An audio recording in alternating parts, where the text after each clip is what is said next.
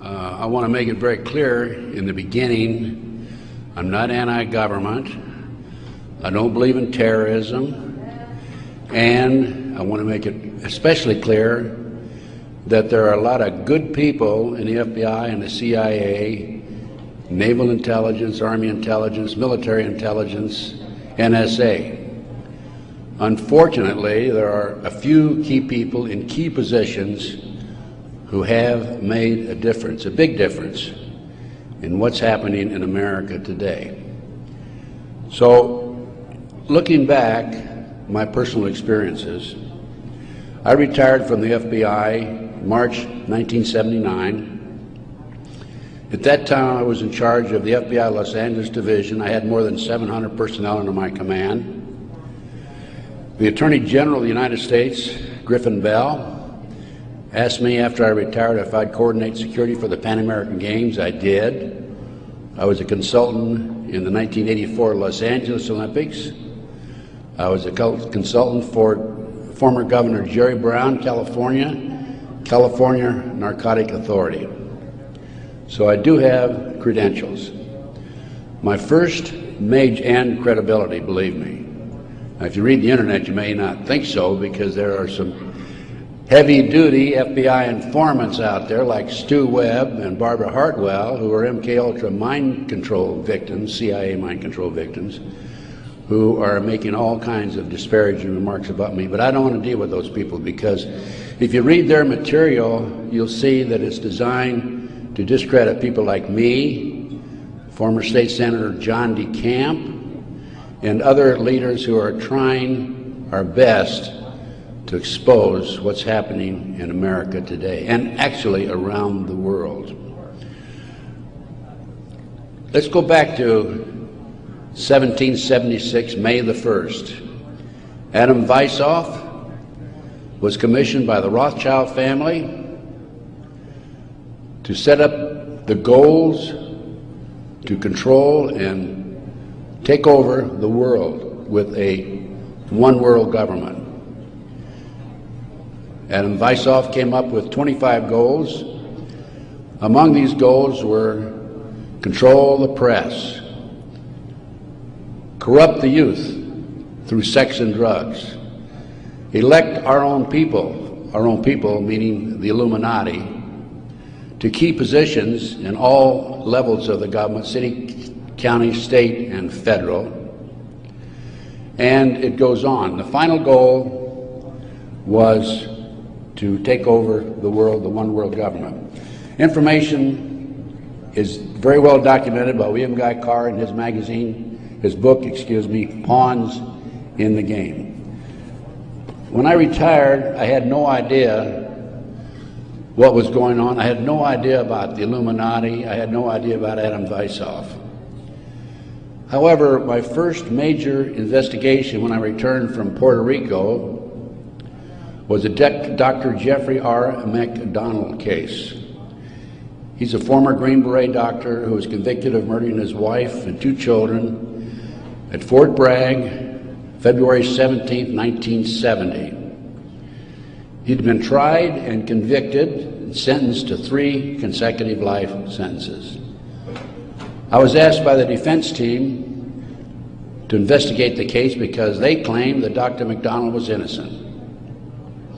I said I would, but if I learned that he murdered his wife and 2 children, I would discontinue my investigation, no longer become involved.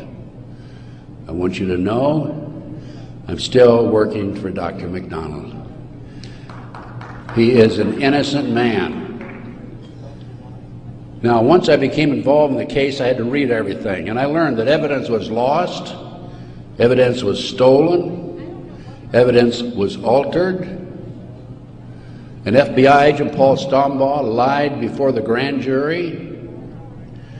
And most important of all, Colette, the wife, had skin where she had fought off the assailants under her fingernails.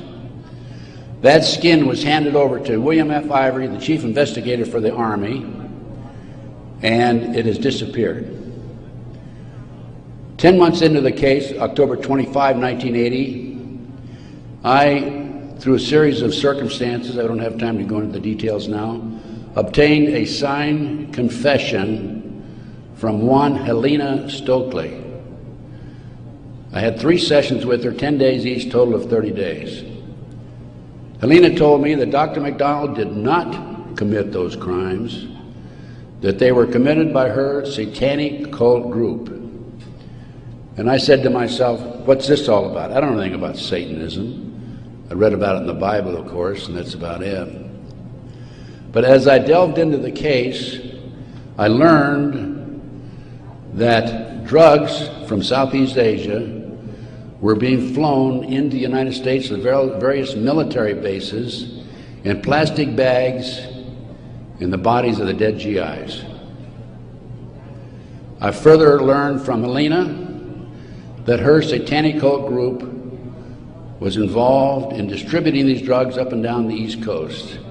They were mad at Dr. McDonald because he was abusive to the cult members and the GIs who went to the civilian hospital where he was moonlighting for relief of some sort. So they went in and attacked him that night. There were a total of 7 involved in the crime. She named them all for me. Right now, today, I know where some of them are located. But to further check and document this, I went to the UCLA library, and I found out, in fact, in the Time magazine, January 1, 1973, there was an article about bringing drugs in plastic bags in the body cavities of dead GIs. There was no question in my mind Helena was telling the truth. I gave her a polygraph test and she passed. I had her examined by a psychiatrist and she passed. And as a matter of fact, the government themselves had given her a polygraph examination early in their investigation before I entered the case. And Byzantine, the Army polygraph operator, said that she thought that she was telling the truth. She thought she was there that night.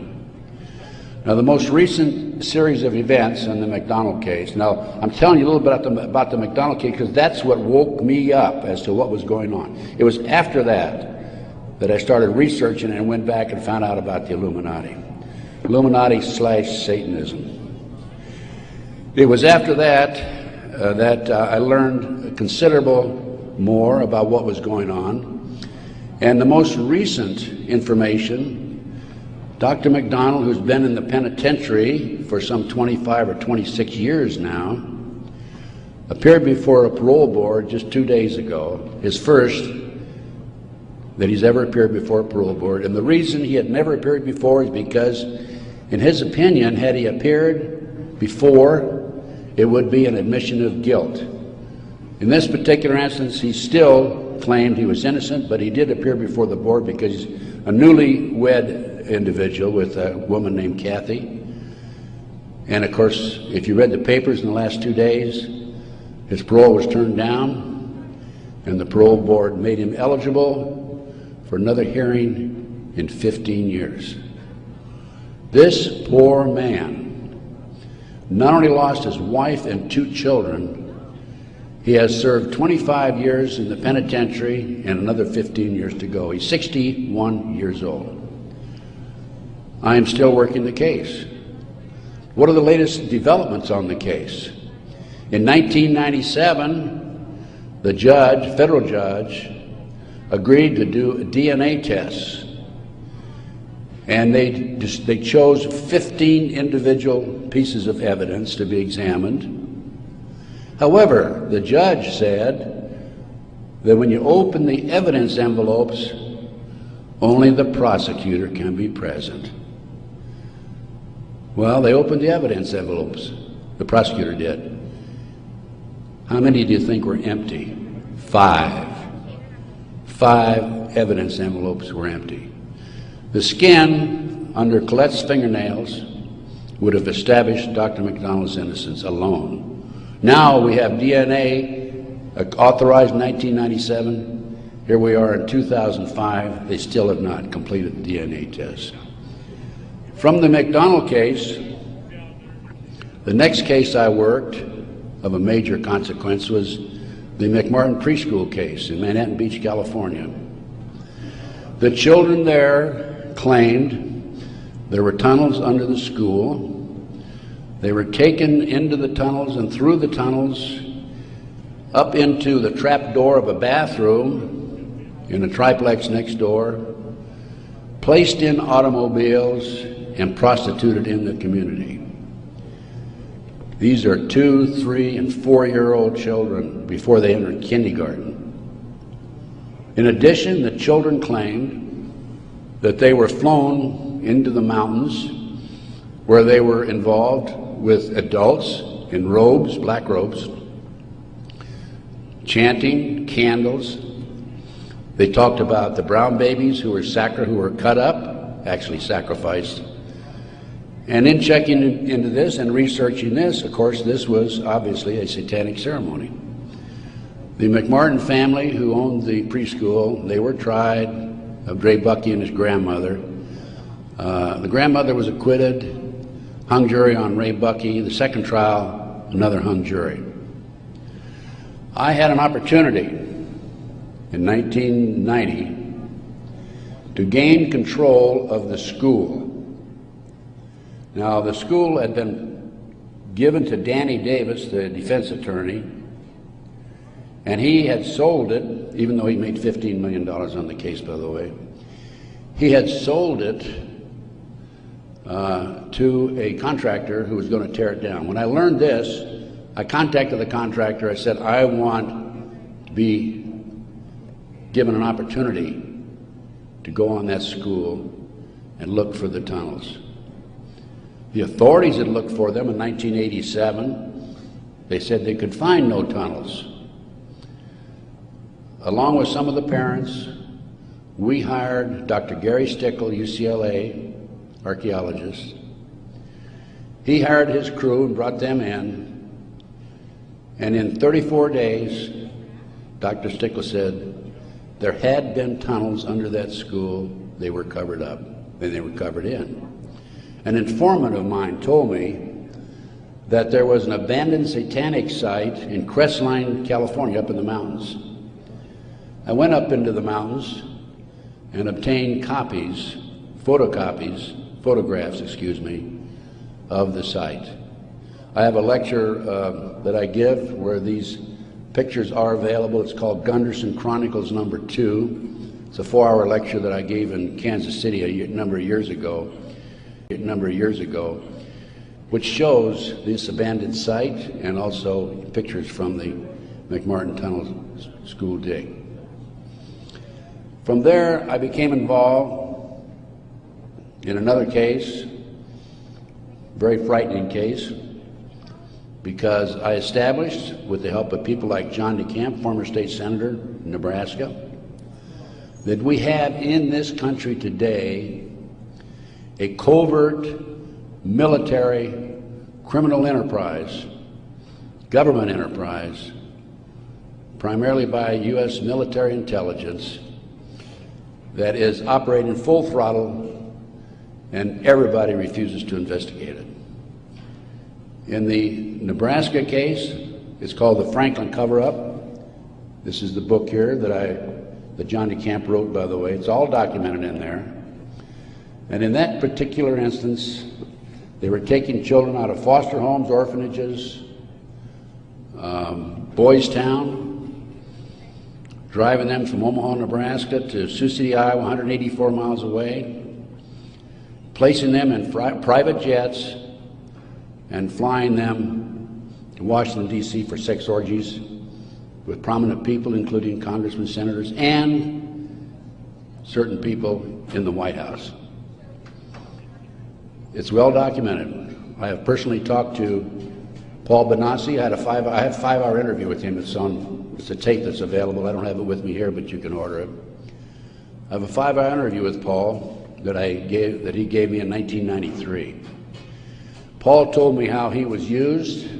He was part of the kidnapping crew and was used as a decoy when he was 10, 11, 12 years old in parks, shopping malls, to attract the children over near where the adults were in a car waiting for them. They throw them in the back seat, chloroform them, and make off with them. Paul also told me that these children Many of them become sex slaves. Many of them are used as toys. The boys, they call the boys toys. I don't know what they call the girls. But these degenerate, sick people, the men are more interested in the little boys than they are the girls for some reason. But it's all well documented. Paul drew the inside living quarters of the White House. Now, this information broke in about 1987. That's about right after I entered, just before I entered the case. I replaced a fellow named Gary Caradori, who was the investigator for a Nebraska Senate committee. Gary met the official photographer of the group, who had split from the group, defected, and agreed to take the pictures that this official photographer gave him, and they met in Chicago, agreed to take the pictures back to the committee. He flew out of Chicago in his private plane, a short distance out of Chicago. The plane exploded midair, and his briefcase has never been found. He and his 11-year-old boy died. His briefcase has never been found. The rear seat of the airplane has never been found. I had made every attempt possible to obtain possession of or control of that plane, because I wanted to examine it for bomb chemicals, particularly the back seat. It's no longer available. Nobody knows what happened to it. Gary Caradori was a civilian, yet it was taken to a military base for examination. A deputy sheriff was the first one on the scene. He saw the pictures. He started picking up the pictures. An FBI agent came along, took the pictures away from him, told him to keep his mouth shut. He started talking to a few people. A year later, his wife was murdered. He's no longer talking. This international child kidnapping ring, I later learned, was out of Washington, D.C. It was very active, and the organization is known as the Finders. And I have a report on the Finders back there. Everything I'm telling you is documented, by the way. The Finders has been established and operating throughout the 1960s up to the present time. It was exposed in 1987. They moved their operation to Wichita, Kansas, and they're operating right today in Wichita, Kansas. I have taken my report to the FBI a half a dozen times, demanded an investigation, and I have yet to be interviewed. So we have the Finders, we have the Franklin cover-up, which documents what I'm telling you. We have the pawns in the game. Pawns in the game is the Illuminati. This is the Illuminati/satanic movement in this country today. And the last thing I'm going to mention in the way of a book is why Johnny can't come home. Johnny Gosch was, September the 5th, 1982, a newspaper boy on a Sunday, and he was about to deliver his newspapers in West Des Moines, Iowa. He never delivered any newspapers. He disappeared. The mother, Noreen Gosch, was dumbfounded, didn't know what happened, demanded an investigation of the FBI and by the West Des Moines Police Department. The chief of police in West Des Moines said to her, even though he's disappeared, we do not have any witnesses who saw him being grabbed and placed in a car or being taken control of. So we're not going to investigate it. The FBI used the same premise. They refused to investigate it. Now, I've been involved in kidnappings in the FBI, and I can tell you that it's automatic within 24 hours, at the end of 24 hours, that we had to go in my day, this was back in the 50s, 60s, and 70s, we had to go in and start investigating the case after they've disappeared for 24 hours. Today, As I stand here and you sit there, the children are disappearing in this country at the rate of 83 per hour. That's over 700,000 children a year. Now I can go back to July 1982. The Reader's Digest claimed there were 100,000 children disappearing every year. There's another statistic that I find very interesting, and that is that it is estimated 2,500 children are kidnapped and murdered in this country every year. That's an unbelievable figure. Yet, the FBI refuses to investigate it. Now, after the Nebraska case, and part of the Nebraska case, most recently, we have a young man named Jeff Gannon, who has appeared in the White House using a fraudulent press pass. This has happened within the last month. Certain people in the White House were questioning him and were suspicious of him because when he would engage in a press conference with the president, President Bush, he was asking what they call soft questions. Soft questions meaning the president would have an answer for them, he'd look good. Somebody started checking into his background. They learned that he was actually an individual named Jim Guckert. This is all on the internet, by the way. And Guckert had a homosexual website. So Jeff Gannon is an alias of Jim Guckert.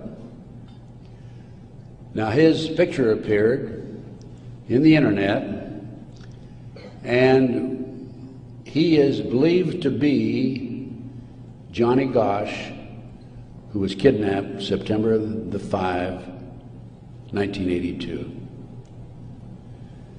The mother, Noreen Gosch, who wrote this book, Why Johnny Can't Come Home, I have a 2-hour interview with her on video, available again if you want to check my order blank.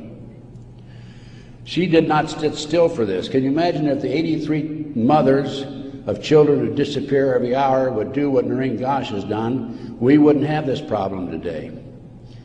She went to the FBI, demanded an investigation. They refused to investigate. The police refused to investigate because the case tied into the Franklin cover-up.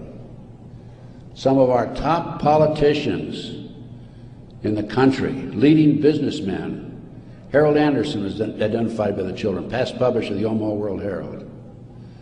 The head of the Nebraska Forestry Service was identified by these children. There 80 children came forward in this Nebraska case. And it goes, as I said, right up to the White House. In 1987, according to Paul Benassi, he was furnishing toys, or little boys, young boys, to the sick people, certain sick individuals in the White House itself. I have the names of some of these people. No need to mention it here. Some of them are mentioned in the Franklin cover-up. But it does appear that Jeff Gannon is, in fact, Johnny Gosch. Noreen Gosch, the mother, has looked at the pictures. She believes it's Johnny Gosch because he has a scar on his right cheek about the size of a nickel. It's white. Gannon has a scar there also. Little Johnny Gosch had a birthmark on his left chest about 8 inches long. From looking at pictures of Jeff Gannon on the internet, it appears that he had a birthmark at one time, and there's been an attempt to erase it. I personally talked to one of the youngsters who was involved in this network. I've talked to several of them. And he assures me that Jeff Gannon is, in fact, Johnny Gosch. Well, how did Johnny Gosch get from West Des Moines, Iowa, 12 years old, all the way with a phony press pass into the White House as of a few weeks ago? Well, what happened to Johnny is that he was transported from West Des Moines, Iowa to Sioux City. He was placed on a farm for 3 weeks, sexually molested. He was taken to the mountains in Colorado, placed in a cage in a house of some sort, or a cabin. And then later he was used as a sex slave. A sex slave. They didn't kill him, they didn't sacrifice him, although a number of these kids are sacrificed in satanic ceremonies. Now, he escaped with another young man. They stole a car. And in 1997, Johnny knocked on his mother's door at 2:30 in the morning, Noreen Gosh, and said he wanted to talk to her. He was there with another young boy. He came in, he told Noreen, he says, "Mother, I was kidnapped.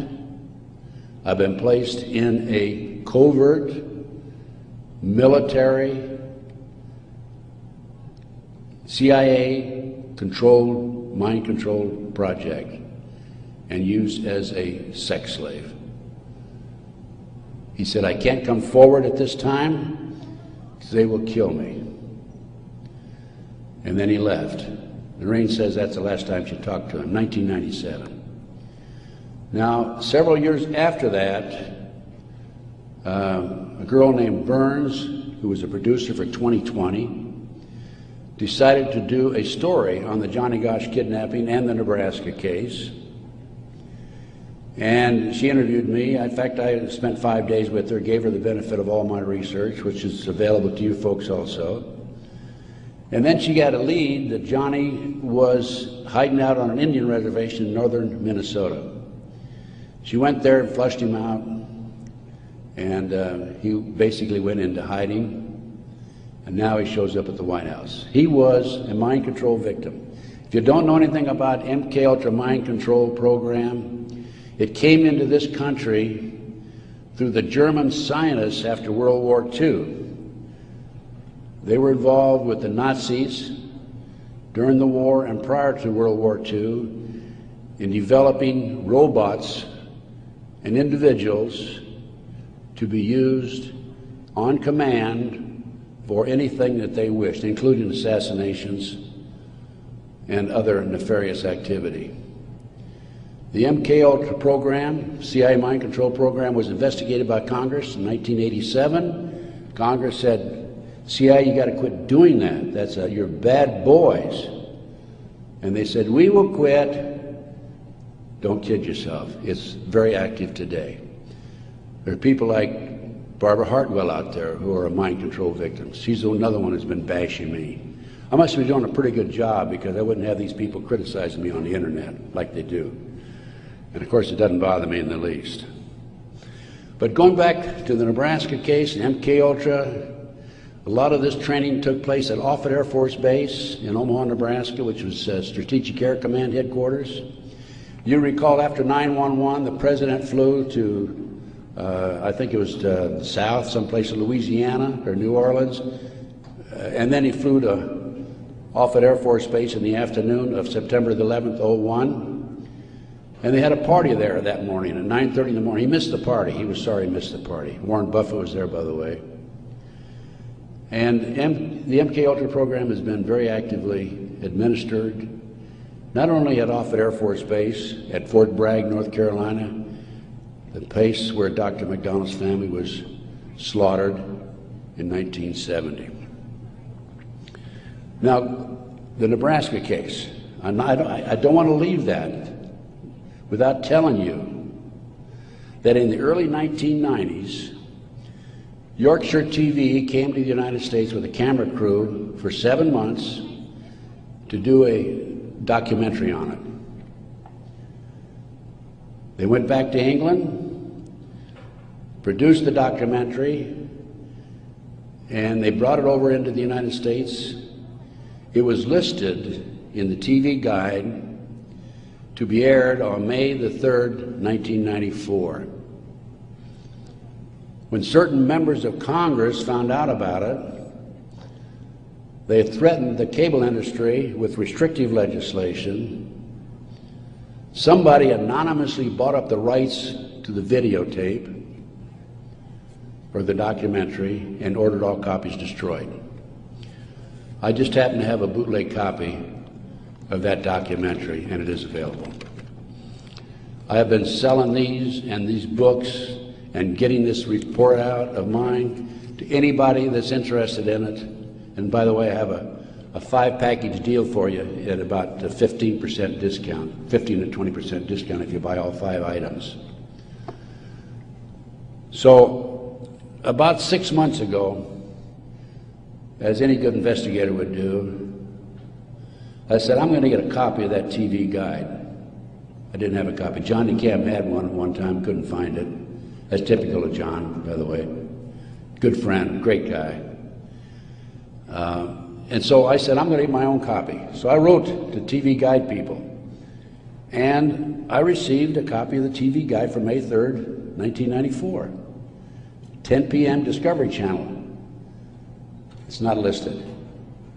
A nature show is listed instead on the new reprinted edition. I'm not going to be outfoxed by these people. I went to the Los Angeles Times TV log. It's listed, Conspiracy of Silence. I called a friend of mine in Philadelphia, and I said, check the TV log for the Philadelphia Inquirer. Conspiracy of Silence is listed in the Philadelphia Inquirer. The power of the press. They changed and reprinted the whole TV guide.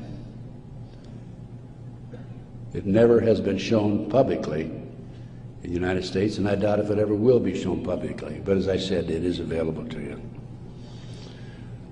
Now, that's not the end of the story for me, because I am continuously probing, continuously working, continuously talking to various sources and putting it on paper and documenting and getting the word out.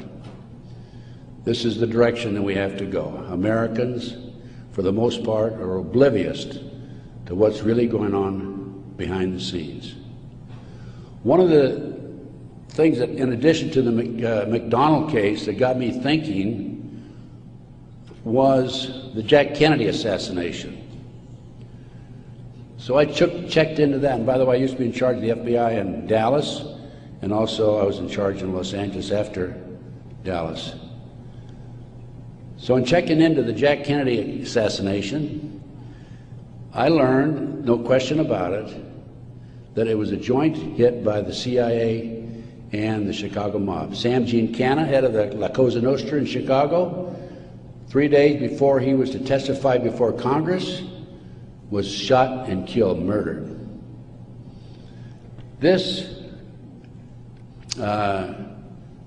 encouraged me to do some more checking into some of these national terrorist acts that have taken place and other cover-ups in the United States.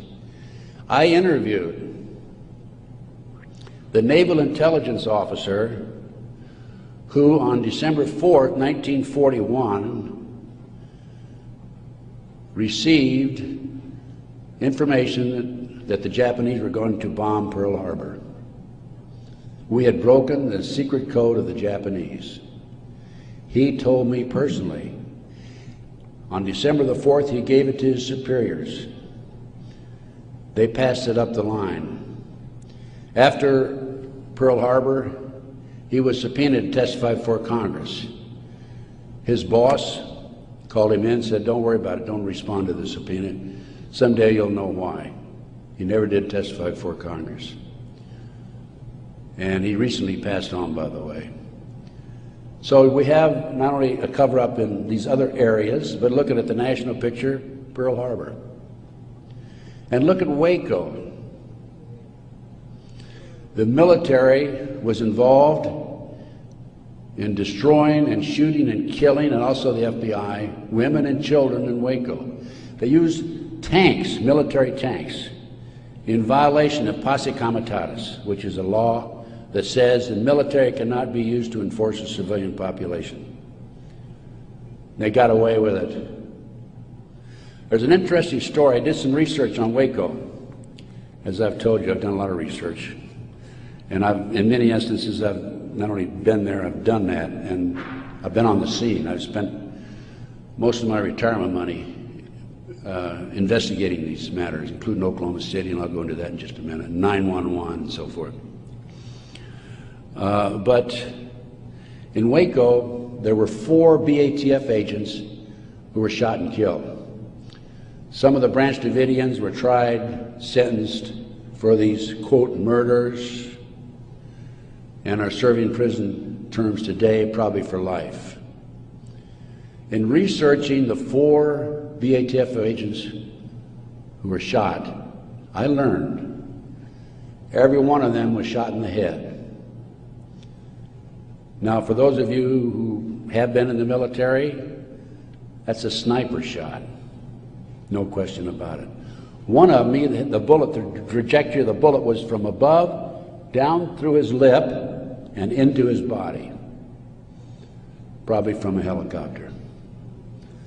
It's interesting to note that these 4 men, BATF agents, at one time were all bodyguards for former President Bill Clinton.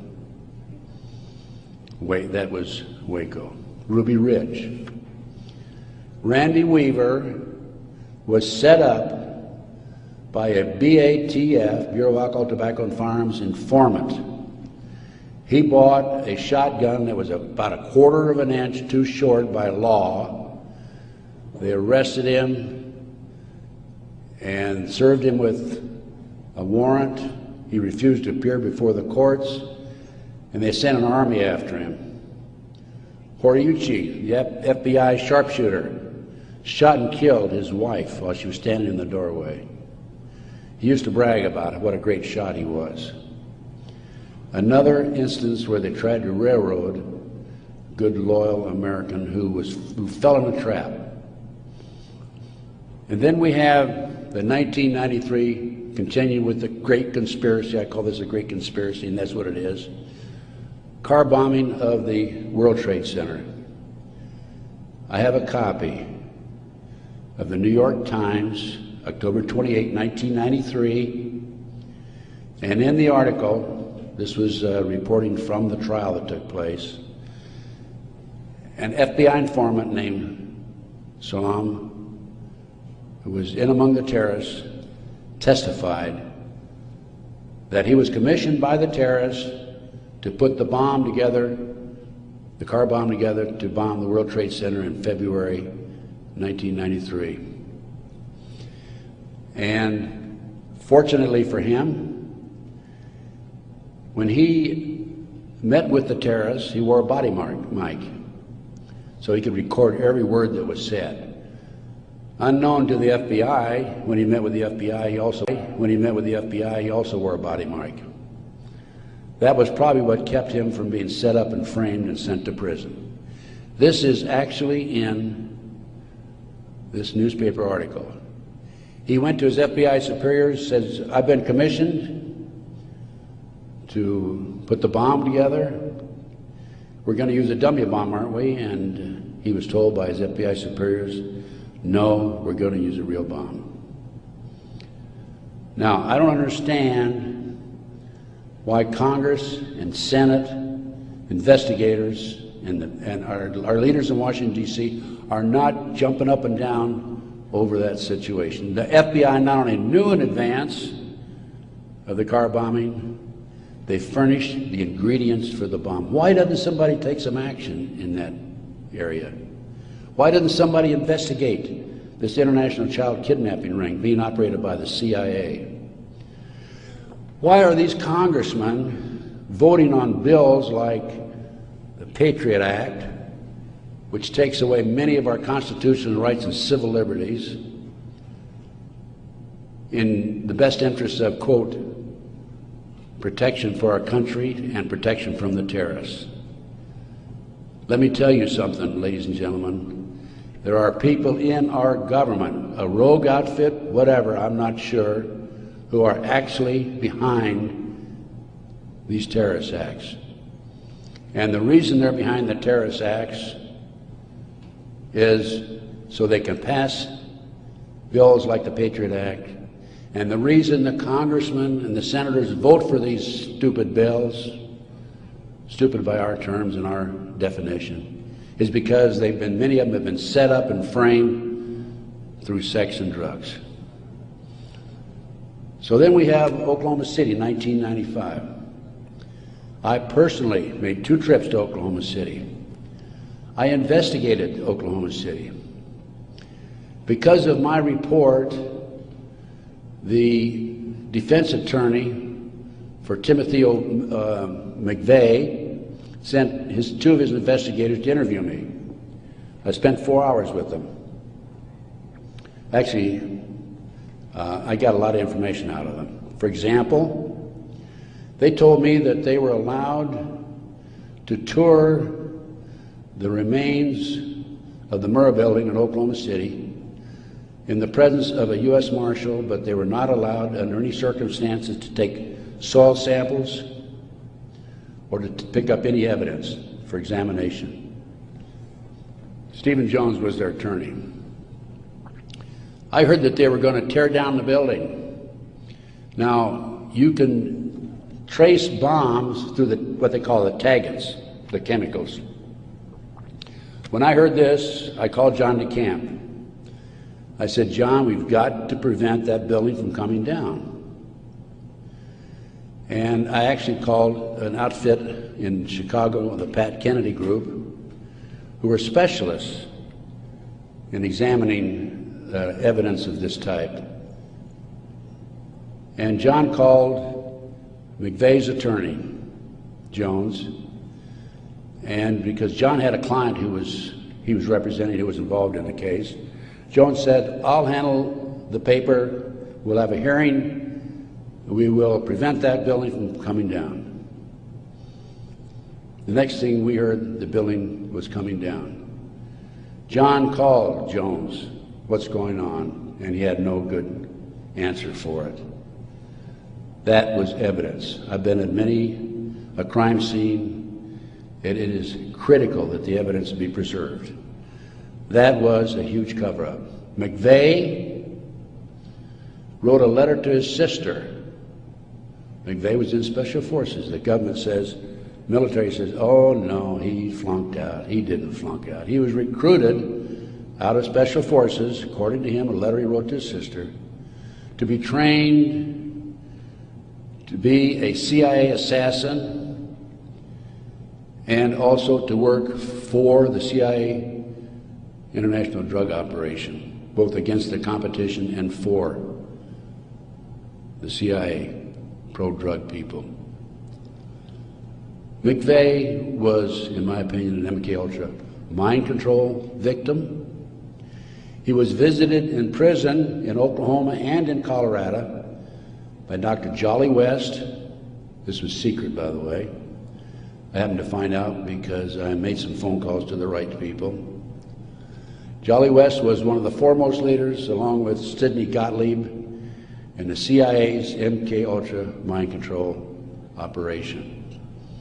Why would somebody like Jolly West go interview McVeigh, not only in Oklahoma but also in Colorado during the trial? Because he was a mind control victim himself. At one time, it was reported, I think in the U.S. News and World Report, that McVeigh had a microchip in his buttocks. Our military reportedly have been using microchips to keep track of their soldiers.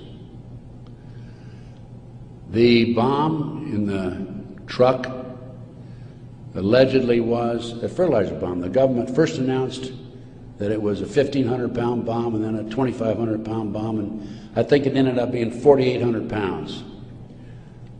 That bomb that was in the truck destroyed half the building. A 4,800-pound fertilizer bomb, ammonium nitrate fertilizer bomb, dissipates and did not have the potential, the possibility of destroying that much of the building. After the Oklahoma City bomb went off, I had a call from a friend of mine, Michael Riconosciuto.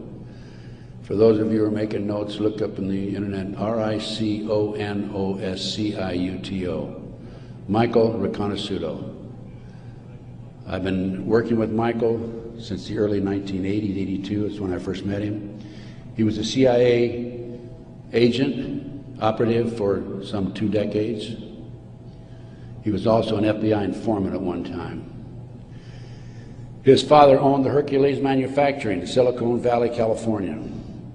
Hercules Manufacturing developed what is known as the electro-hydrodynamic gaseous fuel device, which is a highly classified bomb. The bomb was actually manufactured by Dyna Nobel out of Salt Lake City.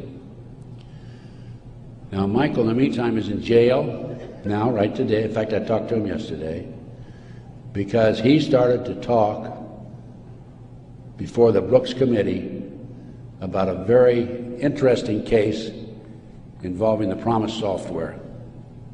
The Promise software was in a computer operation that developed all kinds of intelligence information on you and I and every citizen in America.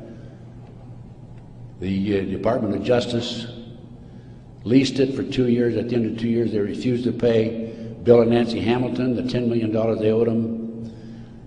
Then the Department of Justice, through Earl Bryant, past president of United Press International, took that computer and sold it around the world. Sold it to the French, to the English, Israelis, the Canadians. Unknown to these foreign countries, the officials in these foreign countries, there was a trap door in the computer. Very clever, huh?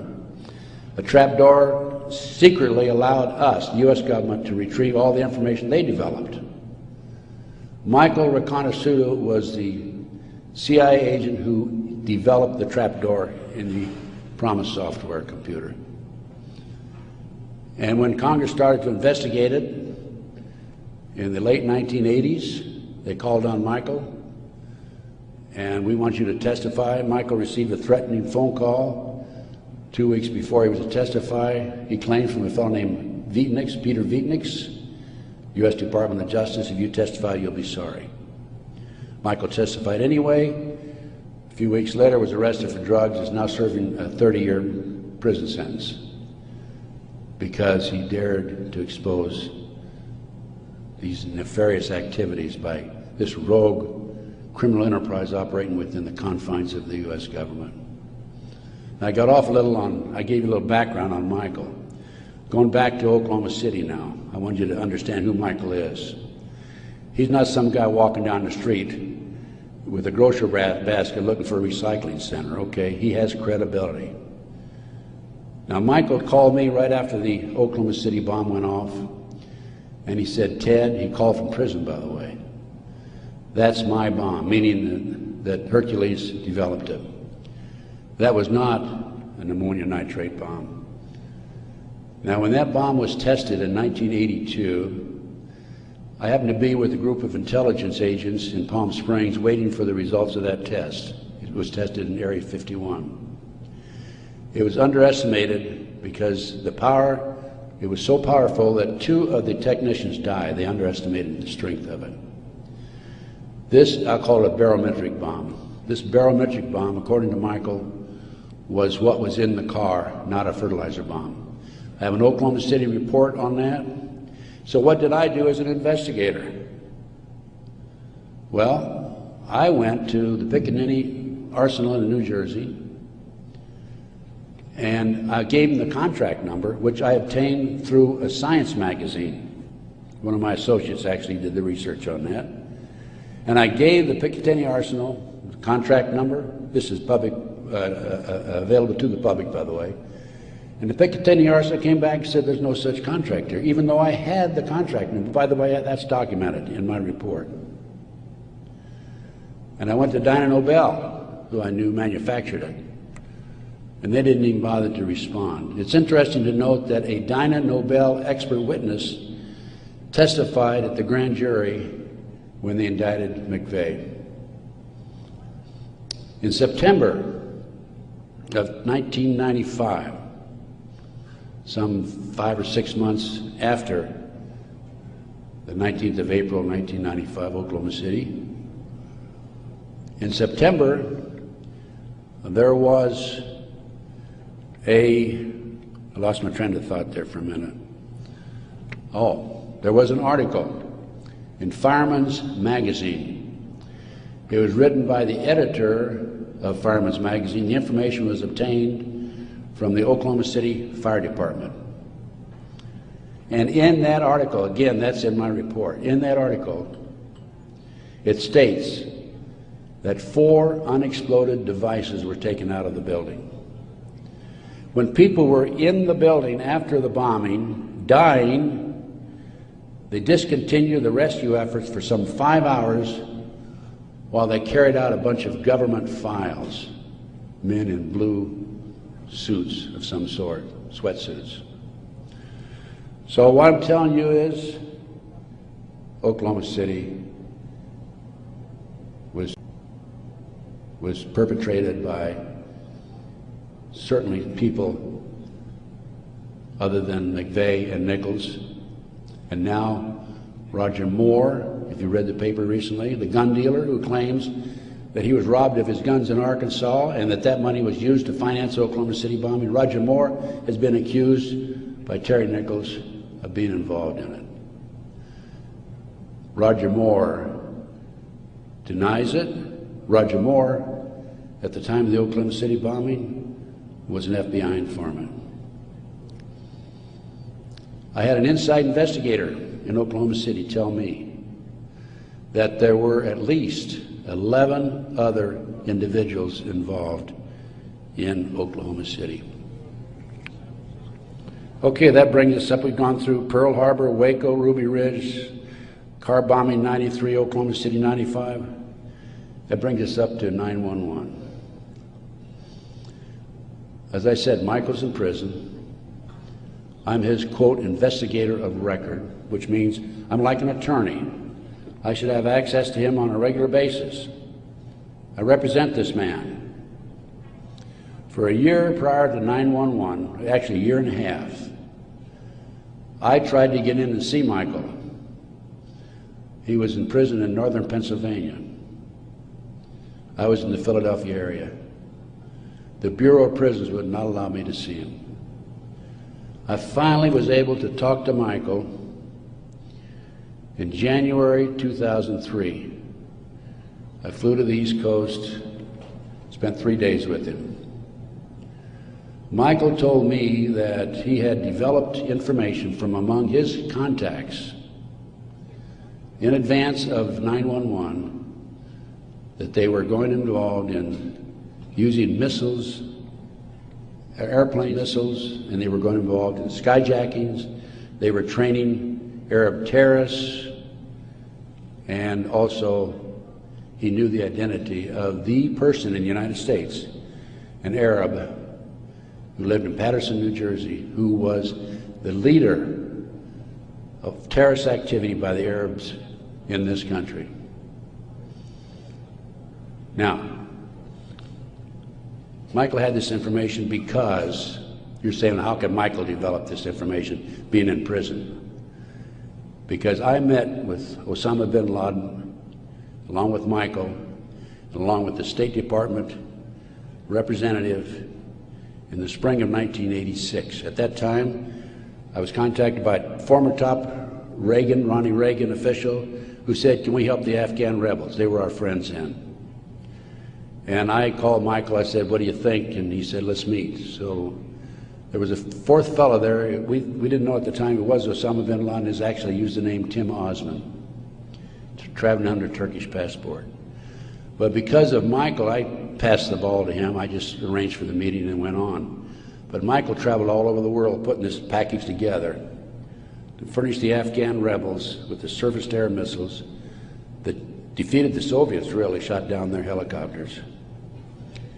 As a result of this, Michael developed sources inside the Arab world. And that's how Michael knew in advance about 9/11. Michael told the FBI on March the 20th, 2001, about this plan to use skyjack airplanes and use them as missiles. He also furnished to the FBI one of his sources, one of his confidential sources inside the Arab group. The FBI interviewed him, threatened him with prosecution, and deported him. That man, along with his family, have disappeared. We think that they're dead. The FBI refused, absolutely refused to look into this situation. More shocking is that Michael had the names of the people who were obtaining the false names of the people, the Arabs who were obtaining false passports. Had their names. He had the source who could furnish him that information. He told FBI agent Keith Kutry, March 20th, 2001, excuse me. He told Kutry, he says, I'll give you these names, the name of this person who is coordinating the whole project for the Arabs, providing I be given immunity and he be given immunity. Mr. Kutry, in spite of the fact he was armed with this information 6 months prior to 9/11, came back 2 days after 9/11 on the 13th and saw Michael in prison again. Accused Michael of being anti-government, anti-FBI, being a publicity seeker, and so forth, being disloyal. And so Michael, of course, didn't have much to say after that. Michael's still in prison, as I said. But we had this information, the FBI had this information, did nothing with it.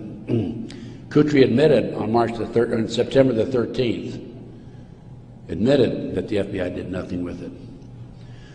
So after I visited Michael, excuse me, 2003, I felt it was important that I confirm that the FBI did meet with him. The Bureau of Prisons would not furnish Michael with the visitors list to confirm it. And so I started writing letters to the FBI through Senator George Allen. Oh, thank you. Thank you. And to confirm that he did in fact meet with them, I wanted to document it. I also asked for the identity of the other agent who was with Agent Kutry. And I had a terrible time. It took me a year and a half writing letters to the FBI to get them to admit that they'd interviewed Michael on March the 20th, 2001. I finally did have that information. That information is available again in one of my reports, my terrorism report that I have in the bag. So that basically brings me up to the present time. I think my time is up.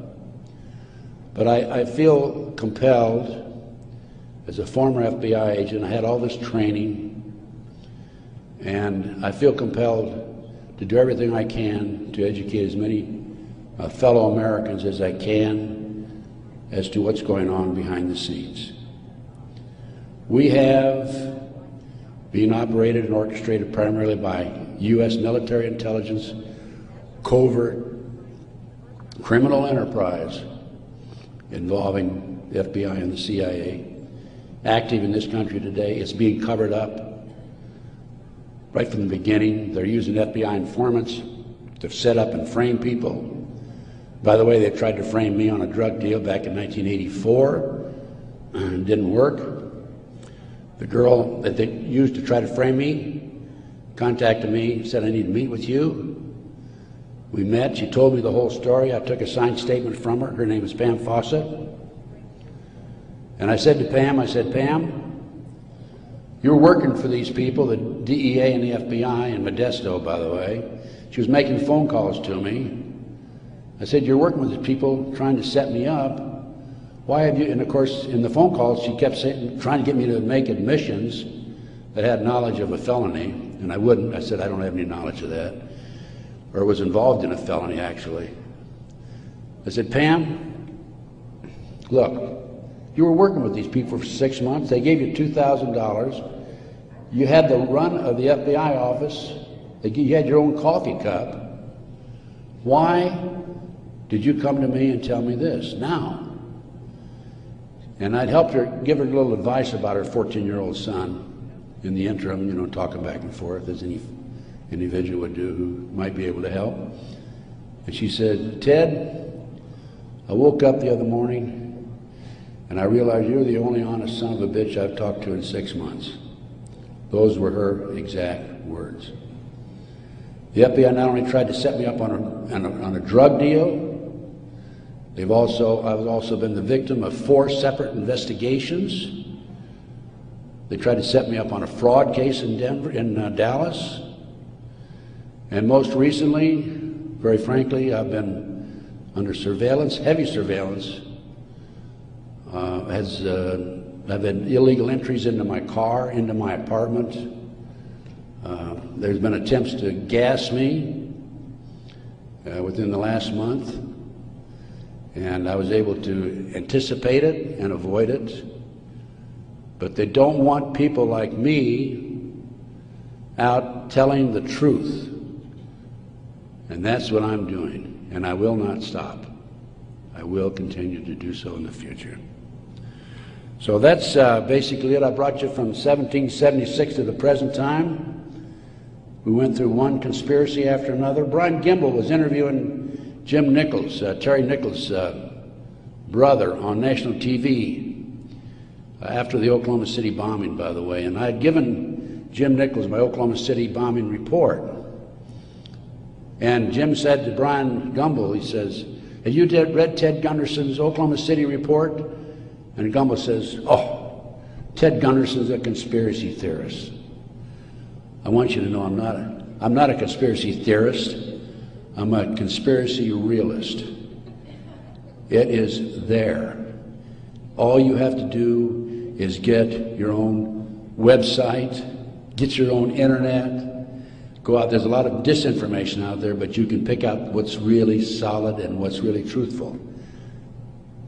And I have 25 years of research on that back table back there. And if you buy any of my reports or this videotape or any of my material, I want you to make a promise that you will make copies and distribute it far and wide. We need to wake up America. Right now, let me emphasize again, I'm not anti-American. I don't believe in violence. I believe in change through legal means. But we need to wake up an apathetic, sleeping society that is active in America today. And this not only ties into MK Ultra, CIA, it ties into Satanism. There are approximately 4 million practicing Satanists in America today involved in the Nebraska case. And I can go on about satanic cults for another hour, but I think my time is almost up. I might mention that, speaking of Satanism, there are between 50 and 60,000 human sacrifices, according to 3 different sources, in this country every year. The satanic cults operate secretly. The satanic cults are, along with our covert criminal enterprise within the government, a serious threat to our society. And I thank you very much.